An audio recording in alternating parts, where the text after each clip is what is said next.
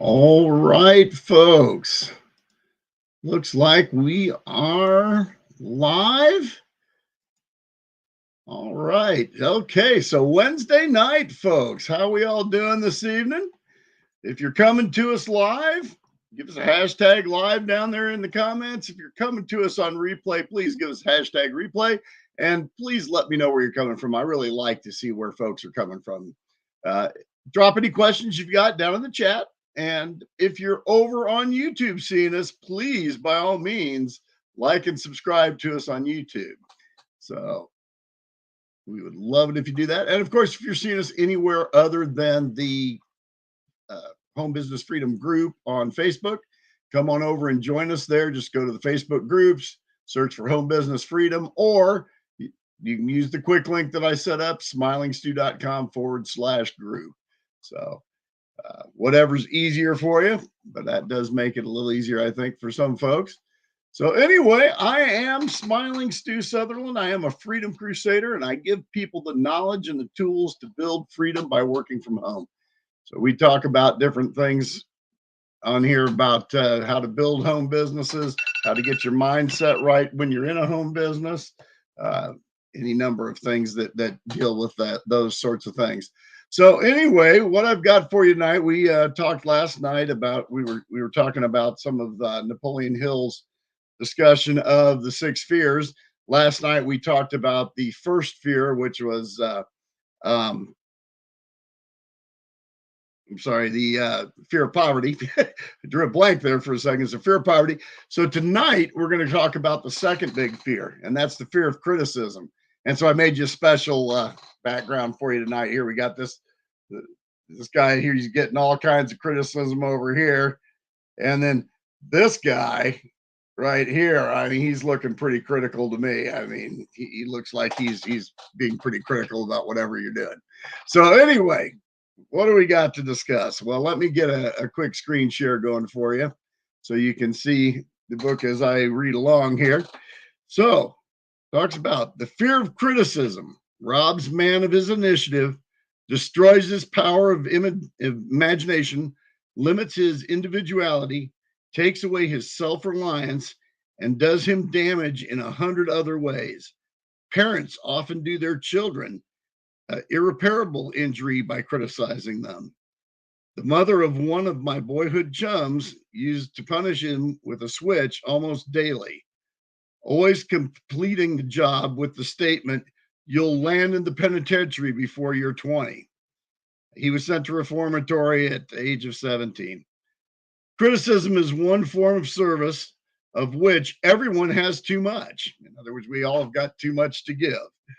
Uh, Everyone has a stock of it which is handed out free of charge, whether called for or not.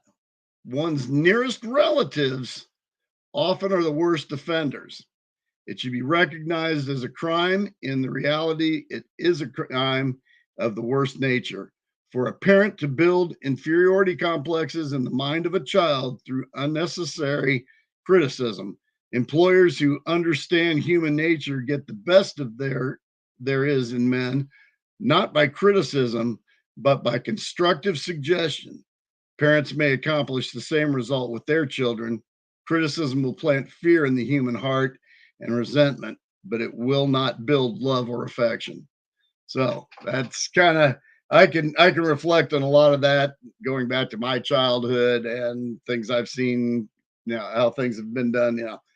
I'm an older guy, so I grew up back in the days when it wasn't, you get a belt taken to you if you got out of line. So and I can recall specific criticisms from my father that I carried with me my entire life. So first of all, if you're a parent, be very careful about any kind of criticism you're putting into your child because they will remember it sometimes for their entire life and it will shape who they are. So very, very important. And again, you can go back and read this for yourself. It's pretty spot on. So anyway, symptoms of the fear of criticism. The fear is almost as universal as the fear of poverty. Its effects are just as fatal to personal achievement. mainly because this fear destroys initiative and discourages the use of imagination. The major symptoms of fear are self consciousness. So, in other words, you're overly self conscious about what other people think of you, generally expressed through nervousness, timidity in conversation and in meeting strangers, awkward movement of the hands and limbs, stiffening of the eyes. Right. And then lack of poise, expressed through the lack of voice control, nervousness in the presence of others, poor posture of body, poor memory.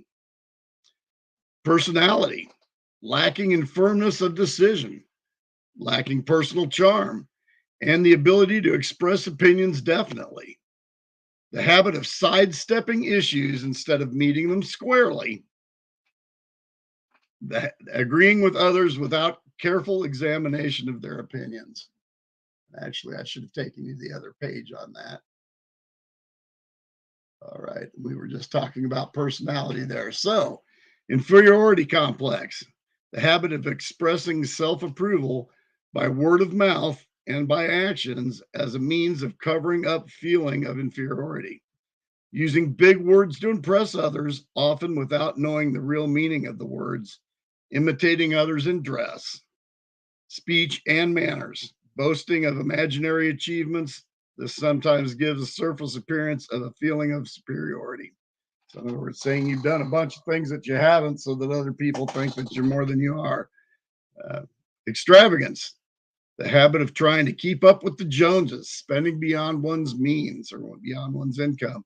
So, you go through a lot of these really nice neighborhood folks and you see all the nice cars and the nice houses.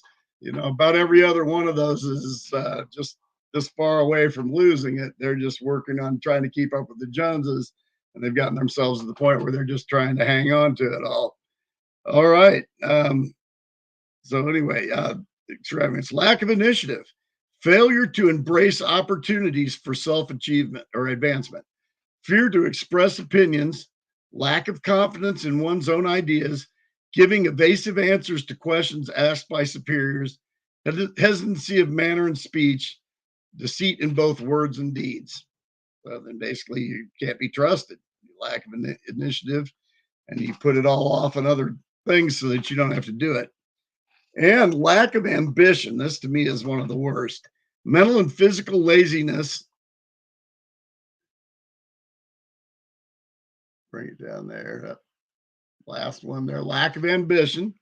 Mental and physical laziness, lack of self assertion, slowness in reaching decisions, easily influenced by others, the habit of criticizing others behind their backs and flattering them to their faces, the habit of accepting defeat without protest, quitting and undertaking when opposed by others. So, in other words, you take on something like starting a business, and all of a sudden people are criticizing you. Oh, you can't do that, or I don't think that'll work. So basically they'll criticize you to the point that you just quit rather than pursuing your dream.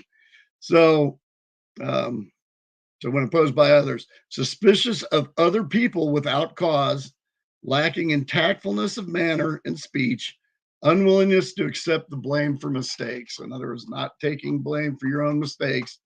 That's a killer right there. And that brings us to the fear of health, which is the next fear. So we're not going to discuss that this evening.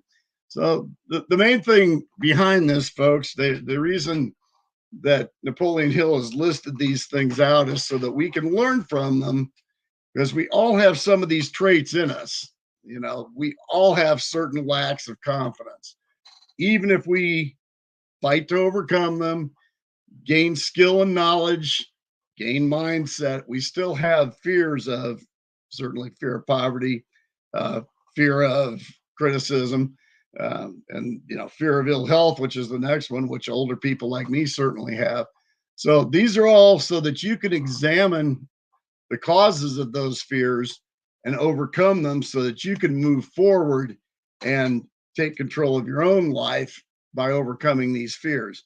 So if you don't really have a fear of criticism, and let's face it, folks, I go online every night. If you want to be a hater, stick the comments right down there. the folks by and large, the folks that don't resonate with you will go elsewhere. They'll go and watch somebody else. So which is fine. You guys are all welcome to unfriend me and go elsewhere if you don't like seeing what you're seeing. So that's a matter of overcoming that lack of confidence. And wasn't something that was easy to do. Going live at first was very hard. It's like ripping a band-aid off. You just got to do it. But once you have done it for a while, you gain confidence, and people can criticize me if they want. I'm not terribly worried about that. So anyway, take thought of this. And again, as I've told you in the past, I do go to the mastermind, and the mastermind collection is there. So if you want to read these books, you can go to the mastermind collection, and it will take you to, let me get it real quick. Get you another one here. It will take you to a page that looks like this. See, I have it tagged so I can go there when I need it. So right here's all the information to log into the mastermind right at the top of the page. So yeah, you just go right here, log through. It's going to give you this. You'll be able to see the top of the mastermind. And that's at smilingstew.com/collection. And you can get this collection of books and access to the mastermind every day. And you can also, there's also a link where you can go and get the replays. So if you're not able to be there from 9 to 10, you can also go ahead and get the link for the replays. You can also, if you want, just go to my link hub, just smilingstew.com/link. And you can go to that, and you can see that right here we've got, you can go right to join the Facebook group. There's a 30-minute workday ebook that you can get for free. But right here is join the free mastermind call. That's going to get you the replays. And then the free mastermind reading collection right here will get you the collection I was just showing you. So anyway, folks, hope you're all having a wonderful Wednesday night, planning for a strong weekend or strong finish to the week, so that you have a strong week at the end. Anyway, as always, be sure to smile at anyone you see tomorrow. It'll improve their day, and it'll probably improve yours. Folks, have a great night. Smiling Stew out. Take care. We'll talk to you all tomorrow.